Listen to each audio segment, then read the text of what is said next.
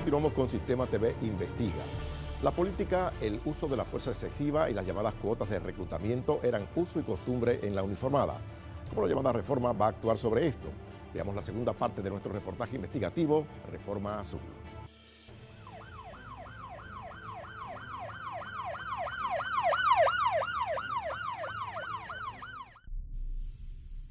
Fernando Vázquez Geli trabajó en la policía sobre 30 años de agente, hasta ocupar el rango de coronel y fungió como superintendente interino. A juicio del exoficial y de un sargento retirado, el proceso de reclutamiento y de supervisión antes era más riguroso. La entrevista antes del candidato a ingresar al cuerpo de policía es imprescindible. Y después es el adiestramiento en la policía. La academia es responsable de adiestrar completamente a ese miembro de la policía y hay que revisar, yo diría, que en estos momentos no sé si se está haciendo, pero revisar los currículos que se está dando en la academia. Si tú acostumbras a que repartiste el turno y cuando te falta 1 hora o 2 horas, pues empiezas a llamar al personal, mira, tiene informe pendiente, tiene algo que quiere hablar conmigo, no vas a hablar con un agente después de 7 horas, 6 horas de trabajo.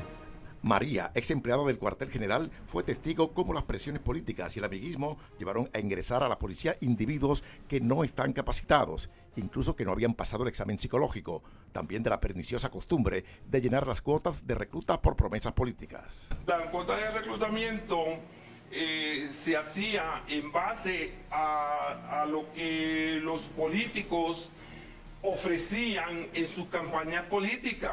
Si había que reclutar 2.000 hombres, no se conseguía ese reclutamiento de 2.000 hombres.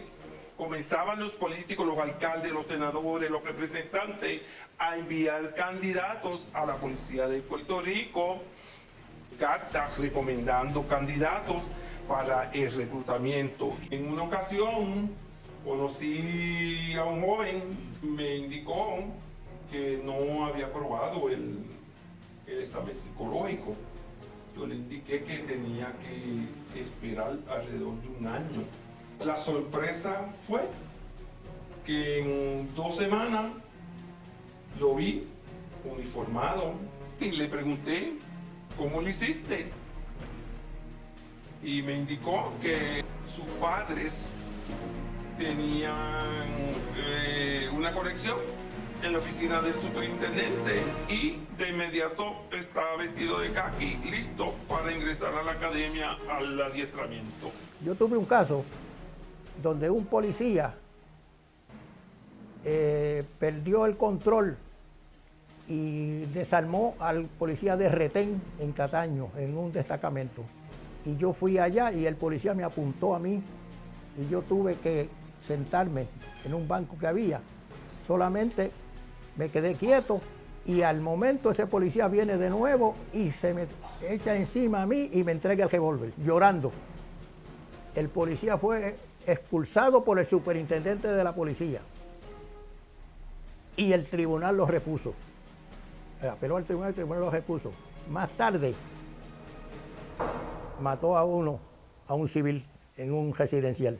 El presupuesto de la oficina que trabaja con el Acuerdo para la Reforma Sostenible del Departamento de la Policía es de $2.1 millones al mes.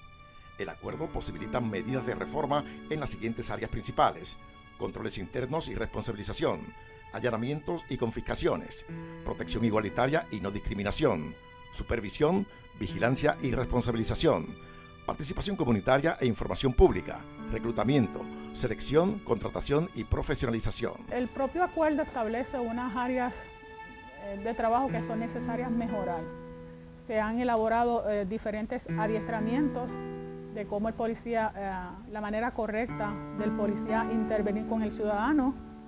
Se están elaborando talleres de trabajo. Los primeros 4 años son capacitación, o sea, nosotros tenemos que adiestrar todas las policías que está activo, que somos casi 15.000 policías en los primeros 4 años, llevamos uno y vamos a buen paso.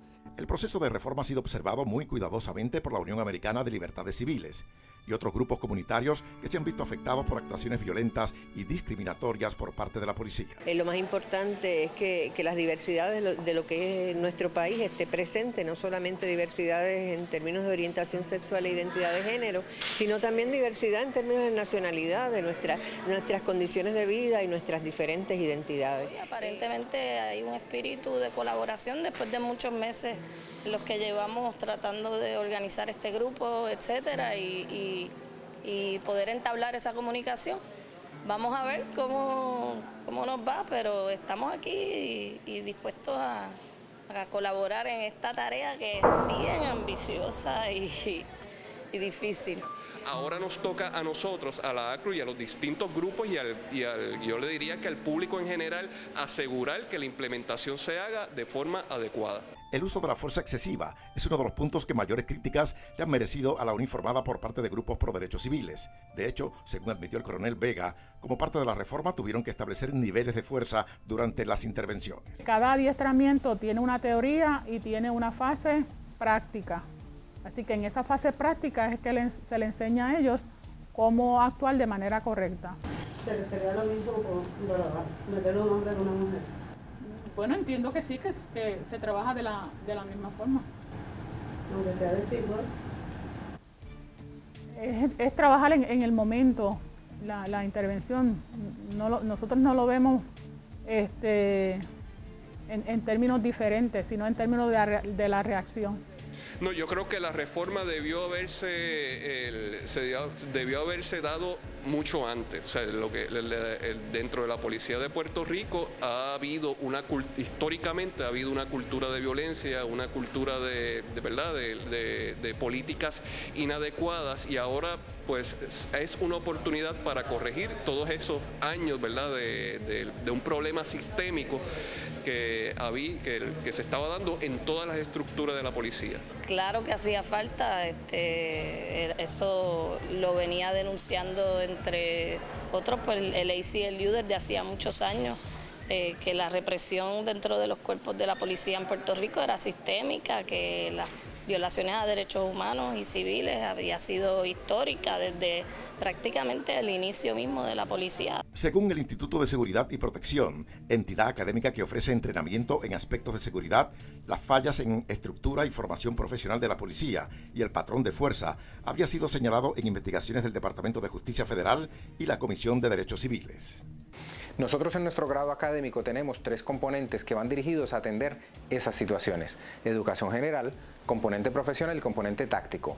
La educación general te da las destrezas básicas que tú requieres en cualquier profesión, pero en este caso están dirigidas específicamente al policía.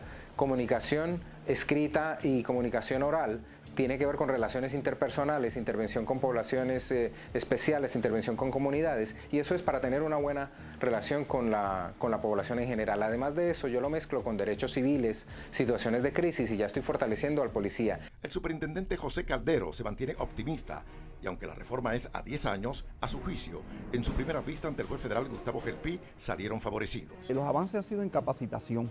Por ejemplo, nosotros, uno de los logros más significativos es que sacamos la primera academia con reforma. O sea, todo esto cambió ahora, especialmente en adiestramiento, porque ahora para ser policía tienes que venir con un grado asociado de una universidad reconocida. Pero tienes que pasar 900 horas en la academia.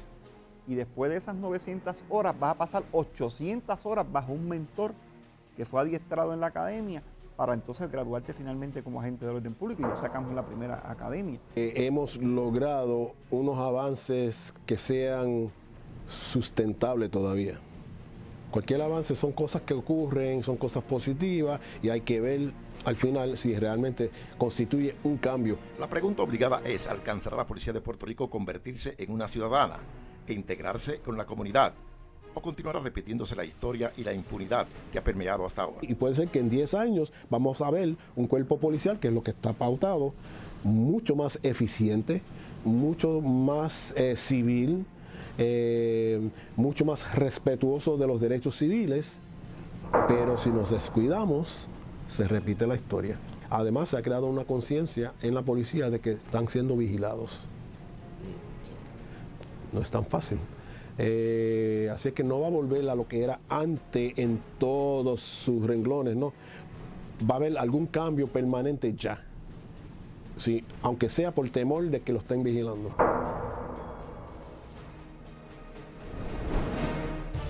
Usted puede compartir su opinión en nuestra página de Twitter, @STVinvestiga. Y tras la pausa, conozca qué piensa la ciudadanía de la policía y si sienten confianza en los que integran esa agencia. Además, por primera vez en una entrevista televisiva, el monitor federal a cargo de la reforma contesta él nuestras preguntas. Siempre se confía en ellos, siempre hay oficiales decentes y que ayudan al pueblo.